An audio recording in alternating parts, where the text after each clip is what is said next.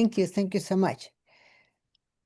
Well, the meeting today is we have a guest speaker, Dr. Maria Ilcheva. We're very thankful to Dr. Ilcheva for joining us this evening. And I also want to share with all the members that Dr. Ilcheva is a member of our league. And so we want to welcome to our league as well. We're very, very happy that you are our member. Now, Dr. Ilcheva is a research professor at FIU Green School of International and Public Affairs and the Paris Metropolitan Center Associate Director. She also leads the Census Information Center at FIU. Dr. Ilcheva is a subject matter expert in data analytics, applying advanced research methodologies for demographic, economic, statistical, and GIS, Geographic Information System analysis. Her work includes an array of evidence-based studies and policy work. That includes community needs assessments, gender and racial equity and disparity, housing affordability, program evaluation, business and economic development, climate, and hurricane resilience. She is also the author of the Broward and Miami-Dade Counties Status of Women reports. So Dr. Ilcheva is a great expert to have in our league and to have her do a presentation for us today. Before Dr. Ilcheva starts with her topic, I wanted to have her explain a little bit more to us as to the type of work that you do and the kind of work that that you have done, and also tell us more. You are also the chair of the Women's Fund of Miami-Dade. And I wanted to also know more about this organization and what maybe projects this organization is working right now. So Dr. Ilcheva, is all yours. Thank you so much. Thank you, Anna, and thank you all for being here, for inviting me to speak, and certainly being attentive to issues that I'm very passionate about, both professionally, as Anna said, in my work. And I intentionally included that phrase. If you noticed, those of you who were here in the beginning heard that Anna was saying that how people tend to shy away from talking about equity. I can't avoid talking about it, both professionally, because it has always been, and it will continue to be an important topic, whether we mention it, we cannot ignore it. But so my real foray into this area specific to gender equity began in 2016, and it started in Miami-Dade County as a result of an ordinance that at the time Mayor Cava, who was commissioner, proffered to the commission, and the commission unanimously approved it with multiple sponsors to study, to produce annual status of women reports. So the following year, the first status of women report came out in Miami-Dade County, and since then it has been produced. I have developed it annually. It's part of the mandate, as I said, that the ordinance gave to the Office of the Commission Auditor of Miami-Dade County and the Commission for Women, which is one of the county's advisory boards, to one, produce the report, and two, the responsibility of the Commission for Women is to, after reviewing the report, produce recommendations, not just for the county government, but for the community to advance equity. So several years ago, and this year actually, it was the third biannual report, we started working on a similar report for Broward County. It is not the same. I say similar because the Broward report is much more detailed in certain aspects, especially where it concerns programs that the county has, the county and the partners funded through county funding, have to address women's issues. And these can be broad from mental health to childcare, early learning, to women who are survivors of domestic and sexual violence. So the report is very detailed. It's publicly available at the auditor's website, the Broward auditor's website, with the most current data that was available as of the release, which was back in March.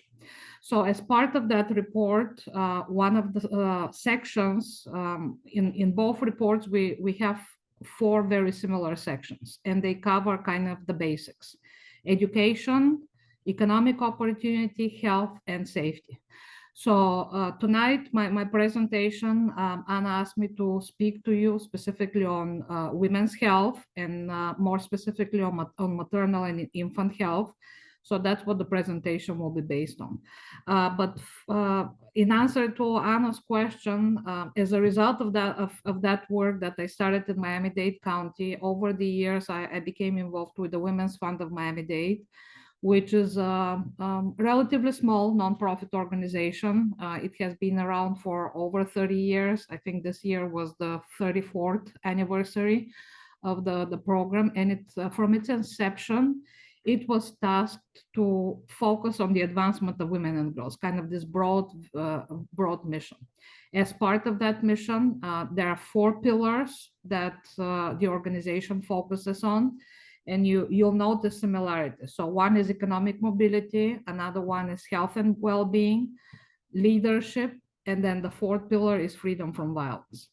So I'm mentioning these because I have to set the context to answer Anna's question about what programs or what initiatives the Women's Fund is working on. And the primary focus over the last 2 years, which will continue now, has been early learning.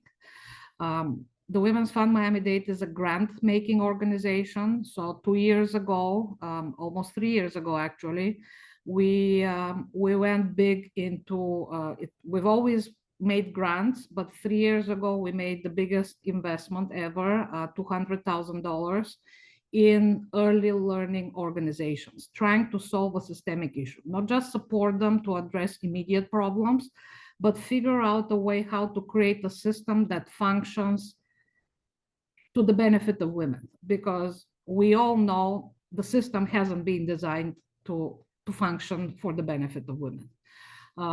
There are many reasons for that, but the problems are probably well known. There's lack of access to affordable, accessible, quality childcare, and that impacts women's labor force participation. Obviously, it impacts child development and future career prospects. So that was the initiative that we started 2 years ago, and we are still continuing with the Children's Trust, the Early Learning Coalition, and other organizations now trying to get employers involved in subsidizing early learning.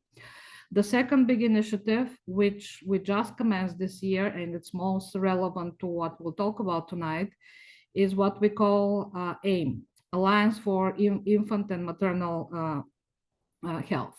So as part of that, again, similar to what we'll be talking about here and what you've heard, obviously, the national statistics on that topic, we have a big problem in this country. It's not just South Florida, Miami-Dade, or Broward, but it's a big problem. And when we don't compare, the United States doesn't compare very favorably with other nations that are in our group, right? Developed countries who supposedly have the resources and the knowledge and, you know, the advancement in science that should lead to low maternal and infant mortality and negative health outcomes. It's not just about mortality, but I'll talk about morbidity as well.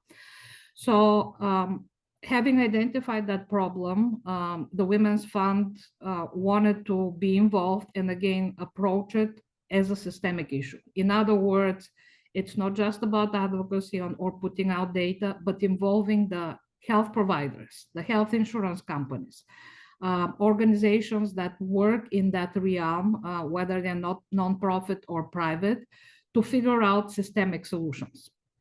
So AIM just started meeting about 3 months ago. As I said, we started at the beginning of the year. Our first meeting was in February or March. And the first meeting was just to create this coalition. Right now, the coalition includes everybody who you can think of in that space as big providers. So I'm talking about Baptist, I'm talking about Jackson Memorial in Miami, I'm talking about HCA, which we also have in Broward. We're talking about the South Florida Health Foundation, which operates both in Miami-Dade and Broward. We're talking about doula organizations, health insurance, just like we envisioned it. We need to bring everybody at the table, and we're not the experts, right? We're not doctors. We're not the people who work in that field directly. We approach it as a problem that we identified through the data, and we have observed that we can guide solutions on if we can serve as a convener, which the Women's Fund does, to let them figure it out with our help as a way to advance or to reduce these negative outcomes. So the first step in that, I'm getting kind of ahead of myself to the solutions. What is the solution? But since Anna asked, I'll just say that since it's in the very beginning stages, one of the first commitments, and it's an essential commitment because of the lack of granular data, right? I'll give you statistics overall for the county or for certain racial and ethnic groups. We certainly can make assumptions about income categories and education and, such characteristics. But the first step is getting granular data. So we have commitment and support, already monetary support from the South Florida Health Foundation, and commitment from the hospitals, the large hospital systems, that they will provide us with the data, not just raw numbers, but things that can help us understand what leads to these negative outcomes. Because part of the solution might be that might be very individual or at a very less than the county level, right, for particular communities. But without foundational data, we won't know that. And then the idea down the road is once we have this data and we have analyzed it, each of the providers will design processes within them and sometimes work with other community partners like doulas, for example, to reduce infant and maternal mortality to acceptable levels. If you ask me, the acceptable level is 0, but any reduction should be deemed a success on the way to that. Anna, I hope it wasn't a too long and convoluted answer, but it's not an easy question to answer simply. I know, I'm sorry if I derail your presentation. Just proceed the way you had planned to proceed. Thank you so much. Sure, and we'll get back to some of these. Like one of my last slides is points to some of the solutions, and in case if you're interested, I can certainly share the presentation with you. Yes, we would. Yes, yeah. I will share it after this meeting or post it as a link that you can download in chat. Let me share my screen now. All right, and I will start the presentation. All right, you should be able to see my screen, right? All right, I see nods. Yes. All right, as I said, a lot of this data is, well, some of this data we didn't look as deeply as I prepared for you tonight is in the Broward Status of Women report. So you can certainly look at some of the other metrics that we have explored across the areas that I mentioned. But I already mentioned that these are the essentials that we cover, as well as the county services and government employee analysis information in that Broward Status of Women report. Tonight, however, I will focus on maternal and infant health metrics.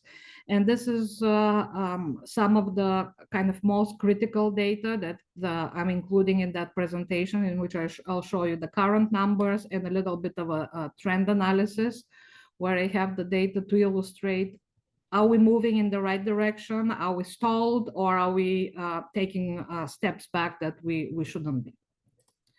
So the first most basic metric that we all should be aware of, obviously, is health insurance.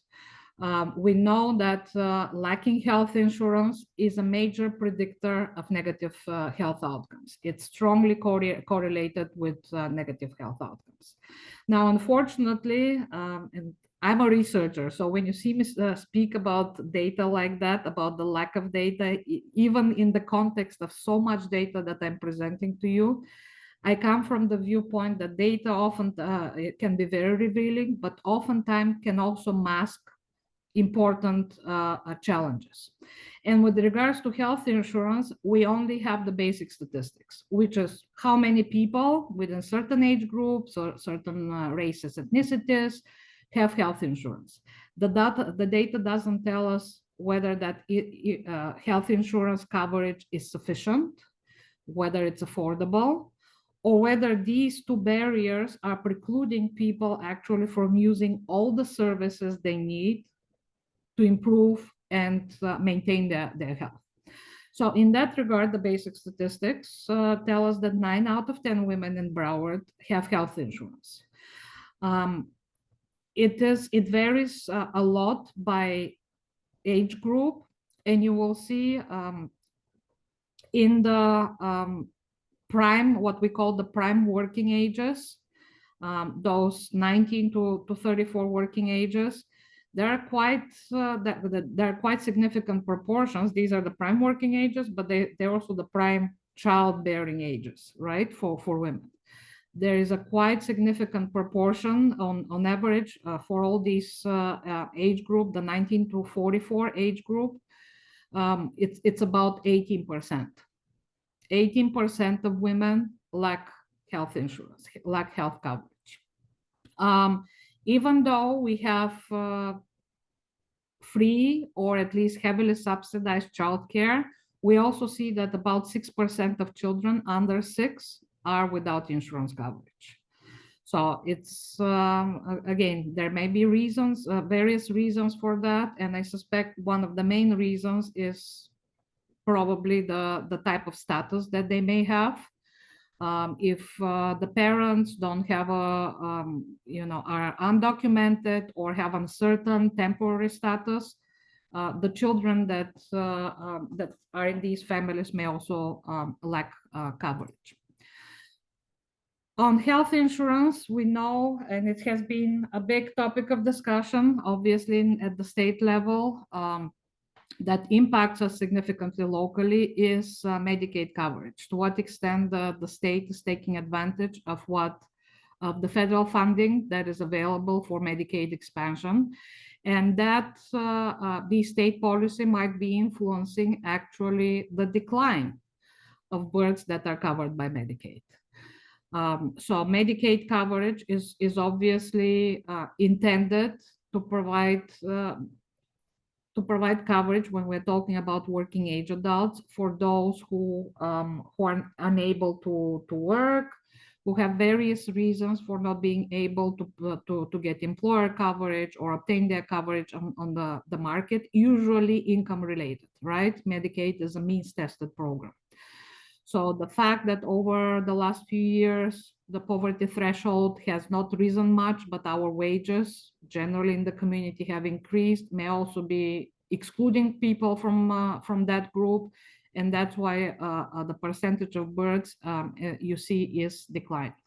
It has been declining over time. It's not only in the last couple of years that we see that. That still means that we have quite a significant number of births that are covered by Medicaid. In terms of birth rates, I hope you have heard the statistic because it should concern us all, because since in my mind, it tells a lot about the population right now. And it tells us a lot about where the community is heading in the future. Declining birth rates are obviously a problem in most advanced economies, but when we talk about it talk about them for our community specifically, they may be a sign of trouble in the future. These are if you follow what's happening with Broward schools, I certainly do as a Broward resident, even though I don't have children. School closures, potentially larger classroom sizes, the defunding of public education, all of these are quality of life issues that are linked to ultimately birth rates. Do we have the children to provide that pipeline for our schools, for our educators, and ultimately for our workforce? Interesting numbers here in the bottom. I wanted to do a little bit of snippet to understand who are the women who give birth in Broward. And apparently, obviously, it's correlated with how our community looks. You know that Broward County is almost evenly split between white non-Hispanic, Black or African American, and Hispanic residents. However, in terms of who gives birth, the women who give birth, almost 44% were foreign born, right? We know we have large and growing Hispanic communities. We have a large Caribbean community here in Broward County. So these are the types of families in which children are born. Quite a significant percentage are below poverty level. Again, this has repercussions for child development, for mother's health, for their future growth, etc. The table on the chart, rather on the right, shows again a trend that is visible in the United States as a whole. The trend I'm showing you here is only for Broward County. We see a decline in birth rates in the younger age groups, 20 to 34, that line that's going downward, the orange line in numbers. And then conversely, we see an increase in birth rates in the higher age group of 35 to 45. So that shouldn't be surprising, right? Women are giving birth later in life, trying to jumpstart their career, and then possibly take time off, delay further advancement because they want to build families and create the next generation. There is a thing, by the way, I didn't think to mention it here, but there is a phrase that we use for why women are not promoted at the same rates as men, why they don't advance as far in their careers, why ultimately don't achieve the same level of asset building as men, and it's called the motherhood penalty. While women take time off to bear children, to educate them, to take care of them, they take many women take a step back in their career, make that choice or that sacrifice, and that can also explain the long-term economic barriers that they may experience. Some positive development in terms of teenage births. That is positive not just because the statistics are pointing to fewer teenage births, but also because teen pregnancy could be dangerous, right? For many teens, they may not be receiving the health care that they need. I'm not going to talk about abortion here, and I hope the new laws that we have do not lead to a reversal of that trend. But generally, over the last decade, we have seen a significant decline, basically 50% decline in births by mothers under 20 years of age. The repeat births have also declined over time. That's the chart on the right, showing that, and these are these are rates per 1,000 population. So really low over time and declining over time. Let's talk about pregnancy conditions now. So obviously mothers, the mothers and infant health are related. If the mother is not receiving adequate care, if the mother is not in good health, this can have potentially very significant negative outcomes for the infant and for the mother after birth. So the first important metric that should be concerning to us is the increase of mothers with unhealthy weight. And that includes there are three parts to that. Mothers who are overweight, mothers who are obese, or mothers who are underweight. And those go in different directions. In other words, the percentage of mothers who are underweight is declining. It's in 2023, it was only about 3%, whereas conversely, we see an increase in mothers who are overweight and obese. Overall, in Broward County, a slight majority, the majority of women, 51%, were overweight or obese in 2022. That's the latest data that we have for women overall. So in sum, only 41% of mothers giving birth, which is once you subtract all of these numbers from 100, that's the 41% of mothers who had a healthy weight at the time of giving birth. Weight is related with many health problems, heart problems, hypertension, right? So these may endanger both the mother and the fetus and can lead to infant health problems as well. So are mothers receiving adequate prenatal care?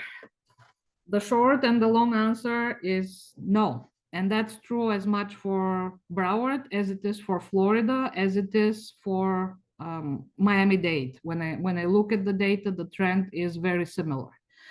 So we have a decline, and this is based on what the health community calls the Kotelchuk index, which uses different metrics to create that index. It basically tells us that over a third of mothers do not receive adequate prenatal care. It's a third now, but given that trend and how fast it's going downward, if we continue that way, it will be even more and more women. So almost 2,000 women in 2023 in Broward County had no prenatal care at all. I'm not talking about adequate or not. They absolutely had no prenatal care or only received it in their third trimester. So usually the medical advice is that women, I mean, we obviously should take care of our health at all times, but women should start thinking about improving their health even before they decide to get pregnant, not even at the time of pregnancy. So that's why I'm pointing this statistic as so important. Thousands of mothers have no or very late prenatal care. In terms of OBGYN availability, it has remained generally unchanged in the 22-23 fiscal year, according to statistics from the Florida Department of Healthcare Administration, Agency of Healthcare Administration, ACA. There were 220 OBGYNs in Broward County and relatively unchanged in terms of the rate. Slightly better than Florida's though. So I'm not giving you just the negatives. I'm trying to give you also what the data may be showing as positive development, as I did with decline in teen pregnancies. Cesarean deliveries. Now, the reason why I chose to put this information here, even though we don't see significant change in it, is again to put it in context. The United States is one of the top countries in the world in C-sections. You would be surprised to hear that actually when I looked it up last, the top country in C-sections was Turkey. And there are several other. Mexico is also above the United States, but still the United States is among the top, I believe it's 12 or 13 in the world in C-sections as a percentage of all deliveries. So the reason why I wanted to mention it is because studies have actually linked C-sections with high risk of postpartum death. Some studies say 3.6 times, some say 3.2 times, but the difference between natural birth and C-section are significant. And the primary reason for postpartum death as a result of C-section is usually sepsis or blood infection. Now, moving on to infant conditions. I gave you the statistics on maternal weight. Now there are some concerning statistics about infant weight. And we see that over 1 in 10 infants were born with low or very low birth weight. That could be the result of many things, but the strongest predictor of infant weight is mother's health, whether the mother is receiving adequate care, whether the fetus is carried through 9 months, etc. And these are all correlated with mother's health.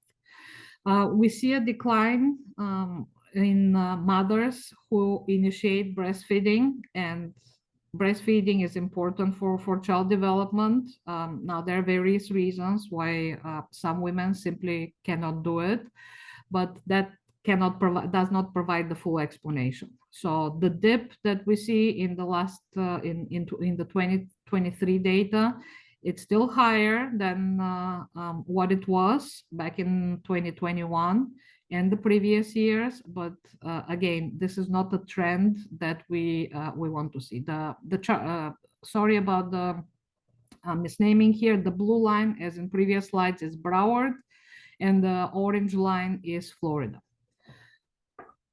So Broward still fares well overall in comparison to Florida. The most negative outcome, the worst outcome of a birth is not infant weight, but obviously it's infant death. And the infant death rates have generally remained unchanged. I mean, you see in 2023, it was 5 per 1,000 live births. It has hovered around 5 over the last decade, lower than in Broward than in Florida, but still, as I said earlier, our goal should be 0 and a decline on the way to that. That corresponds, so that 5 per 1,000 births corresponds to actually 1,101 infants died either at birth or within the first year of their birth. That's how infant mortality is mentioned, not just at the time of birth, but within the first year. That's also how maternal mortality is measured. And there are reasons for that, because back in the 1990s, the medical community advised and the government agreed that that's how mortality should be measured, as in many cases, the mortality within the first year can be attributed to conditions that happen because of the birth. In the United States, the 5 leading causes of infant death, we don't have the same data for Broward. Again, that's what we're doing in Miami-Dade, trying to figure out what is behind the local numbers. But in the United States, the 5 leading causes of infant death include birth defects, preterm birth, and low birth weight. Sudden infant, the SID syndrome, as it's known, in unintentional injuries, and the 5th one is pregnancy complications. On maternal morbidity and mortality, I wanted to start first to set the context again with the national data, because some of these statistics we don't have locally. Again, we have to go to each healthcare provider or understand if the Agency for Healthcare Administration even collects that data from them, the reasons for the death, as well as the specific characteristics of the mother or the infant that may contribute to them. But the important bullet point here is the second one, that deaths on the day of the birth constitute less than 1 in 7 maternal deaths in the United States. So 6 out of 7 actually happen within the first year after giving birth. Mothers survive the birth, but for some reason, for various reasons, they may die within that first year, and almost 1/3 of these deaths happen outside of a medical facility, either because women don't seek help, because they don't know they need help. They happen outside of a hospital, a medical facility. For the national data, we know that leading causes of maternal death include cardiovascular, so heart conditions. I already mentioned infection, blood infection or sepsis, and hemorrhage. A lot of, especially C-sections, can also lead to that if not attended properly. So my final slide is on the factors that contribute to poor maternal outcomes, and a lot of these are very similar for infant outcomes. And the reason why I named this slide factors and solutions with an arrow in between is because if we understand the factors, if we understand the statistics, they will tell us the factors that may lead to these outcomes. And then we can start working towards addressing these factors and reducing the statistics that tell us what are these contributing reasons. Healthcare access, I already spoke about that. Whether healthcare is accessible in terms of, we may think about access as can I find a physician, but for many women in our communities, it could be even, the barriers could be different. They may not have transportation. They may not have anyone to take care of another child or an elderly person that they're taking care of. They may have 3 jobs and health is not the primary concern unless they absolutely have to. So even that's why I mentioned the poverty numbers and who are the birthing mothers, because these type of community level or individual level characteristics can serve as major barriers to adequate healthcare. Cost is obviously a consideration. We know that 9 out of 10 women may have health insurance, but whether they have adequate health insurance, maybe they have very high copay, and they cannot afford to go to the doctor every month to check on their pregnancy, to get all the tests that are needed that they may have to pay for out of pocket. Healthy behavior, that's something that long-term affects our health, but underlying chronic conditions that may be created or that they may just exist in some women can contribute to poor outcomes. What I'm talking about here is diabetes, cardiovascular disease, hypertension, obesity, overweight. All of these are conditions that contribute to maternal morbidity and mortality. Implicit bias, we've heard that a lot, and we've heard it a lot from women who are in a position not only to speak about it, but from women who don't have the access problems, healthcare access problems. They don't have the financial constraints that many in our community have. They may not have the chronic conditions, but yet they still experience treatment that doesn't allow them to get adequate care. I'm talking about the Women's Fund will probably have one of the most famous tennis players speak at our event, given our focus on maternal morbidity and mortality. Serena Williams has been very outspoken about her challenges. She's one of those individuals who has experienced implicit bias and has not received the treatment. Another Black athlete, Allyson Felix, you may have heard, also was outspoken about her experience. So we're not talking about just poor women, we're talking about implicit racial bias, and for many of them, it's an implicit economic bias as well. Poor insurance coverage, I already spoke about that. Lack of interprofessional teams that are trained in how to address their patients' problems. So one of the teams or one of the groups that we have involved in the with the Women's Fund Initiative is there is a great organization called Metro Mommy Agency, and that organization provides doulas. Again, if you follow the debate, you know that Medicaid currently seems to be allowing doulas to be part of the team, and the value of doulas, I don't know how many of you have heard that before, but doulas are not necessarily medical professionals. The benefit of, but they provide advice on to pregnant women throughout the duration of their pregnancy and post-pregnancy on how to take care of themselves and their child. And the biggest value in them is that they usually come from they're culturally trained, and they usually come from the communities that most need them. So for example, Black and Hispanic doulas, because that's where we see the most negative maternal and infant health outcomes, are especially important to involve in the whole pregnancy and birthing process.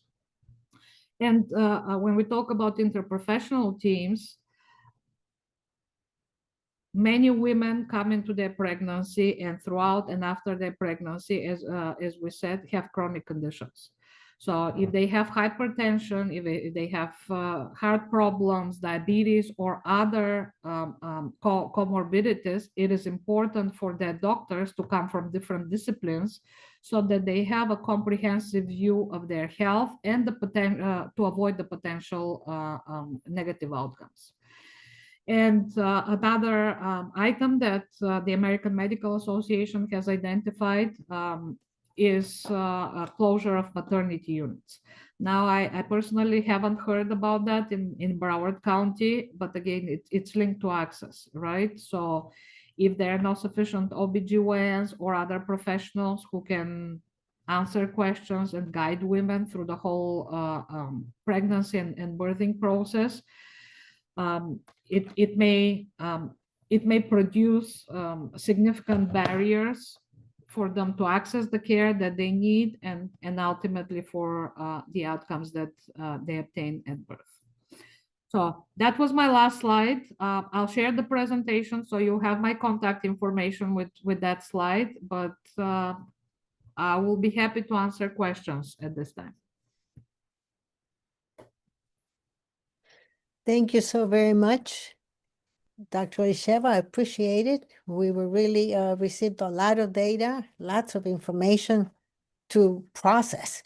And now it's open for questions. Anyone who wants to make a comment, an observation, or a question, it's open to everybody.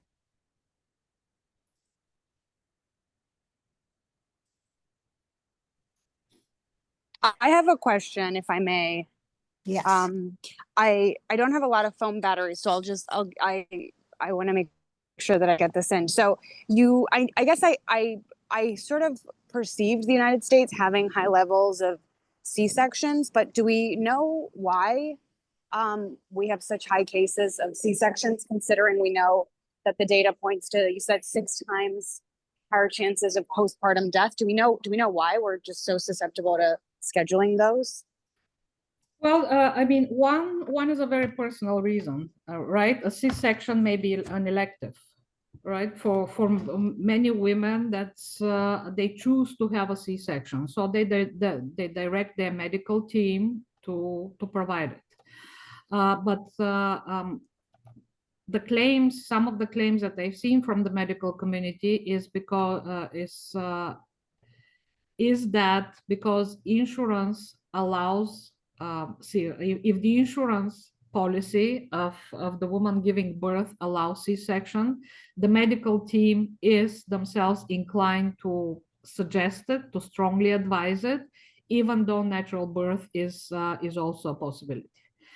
So again, we need to have local data to understand if that is a problem in Broward County, and obviously that's why medical professionals need to be involved. But again, I've seen the claims that many women go through unnecessary C-sections because they don't understand the dangers of a C-section, or because that's what their doctor told them they should do, right? We tend to trust most of us tend to trust our doctors. We like to trust our medical professionals, and we follow their advice. So at least a portion of these C-sections, though, are unnecessary. That's what the medical community says. Thank you so much. I figured that it had something to do with insurance, but thank you for clarifying that. And then I guess, sorry, another question. I don't mean to step on any toes. You mentioned also a lower, or like a tendency of lower breastfeeding. Is that correct? Did I understand that correctly? And then I wanted to hear your thoughts into what could be leading that also. I know that could be various different things that could be happening, but I'm just curious. Well, I'm afraid my answer will be similar to the previous one. Some women simply choose not to do it. They fear some type of disfigurement or physical changes that may occur as a result of that. But again, some women simply cannot. They simply don't have the capacity to breastfeed. They don't produce milk, right? So I hope these are I hope it's the second reason more that's leading to the decline. And if that is indeed the case, and again, we have to get more data on that to understand to such detail. But I hope it's not because of the first reason. The value of breastfeeding is has actually been demonstrated over and over again in the medical community, by the medical community, for the development of the child first, and then for the bonding between the child and the mother.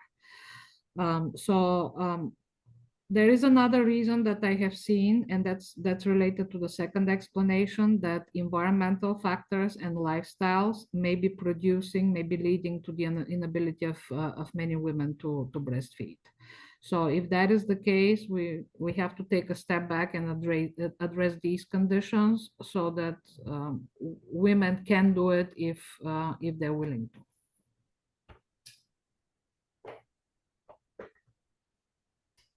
I have a question. I understand that you do not have access, that is just not available, of the raw data of the maternal morbidity or maternal mortality by geographic areas. For example, in Broward County, by cities or by hospitals, that there's just that data is not available, but possibly could be available in the future? Well, it could be made available. That's what we're working on in Miami-Dade County. It's basically each health provider needs to agree to provide that data, and there are very specific rules about non-disclosure of health information. But once the data is anonymized at a level that doesn't allow us to know who the individual is, these rules don't apply. So what you're asking for is not, I believe, is not so granular, right? We're not asking for a specific address or name. If we ask for the city or the zip code of the mother who gives birth, and then the data related to that birth and mother's conditions and healthcare, I think that hospitals would not be opposed. They are not opposed to providing it to the Women's Fund. After signing of confidentiality agreements and all of these legal documents, it could be made available, yes. Oh, great. That sounds good. And do you know of any hospitals in Broward that could be interested in working on these issues? HCA, that's the first one I can think of, because they also operate in Miami-Dade and they're part of the AIM initiative in Miami-Dade. Okay, what was the name again? HCA. Oh, ACA. Okay. Okay. Great. H as in hospital, CA. Okay, great. Wonderful. Dr. Ilcheva. One other, sorry for interrupting. Sorry. I didn't see who was speaking, but Anna, I want to add that nursing associations should also be brought in. And I think I mentioned it in our email exchanges that probably working with the National Nursing Association's Broward chapter, And we have a very strong Haitian Nurses Association here in Broward as well. They could be good partners in this. No, that's a good idea. We'll follow up on that. Somebody else wanted to say something? Yes, I was asking about the organization that you were talking about, AIM. Is that Allies for Infant and Maternal Health? Is that the Alliance, name? yes, Alliance for Alliance, Infant and okay. Maternal, yes. Thank you. Okay. I have a question just in terms of you showing the graphs and the differences between Broward and Florida at large. To what do you attribute Broward having better outcomes than Florida at large? Good question. Well, one, and again, I'm not going to talk about the granular data, what it tells me, because a lot of this is individual answers pertaining to each person. But knowing in the medical community, they started about 5 years ago, and now it's gained enough strength that it's a well-known term to talk about social determinants of health. You've probably heard that phrase. So a lot of it has to do with local conditions that we often don't think about as that strongly, at least most of the community doesn't think about them as directly correlated with health. Well, I'm talking about education, economic conditions, right? I mentioned poverty earlier, household situation, whether we're talking about a single mother, whether she has a support system, what kind of a family household is that mother in, and her children subsequently. So I think my explanation, again, knowing the Florida-wide social determinants in terms of poverty, in terms of other conditions, and how diverse truly Florida is, think about it. We have some very densely populated urban areas like Miami-Dade, Broward, Hillsborough, the Tampa region, Orange County in Central Florida, up north, Jacksonville, Duval County, St. John. But then most of the state's land area is pretty rural, right? So they have less access to healthcare. If we're talking about inaccessible, unaffordable healthcare, it's a lot of that is more prevalent in Florida's rural communities. So poor outcomes correlate with the poor communities that exist in many other parts of the state, fewer physicians, fewer hospitals. I mean, think about where we live in Broward. We have, I bet most of you have a hospital, urgent care, some type of a facility within at most 2 to 3 miles. In many of these communities, we're talking about them driving 10 plus miles to just get to a basic facility.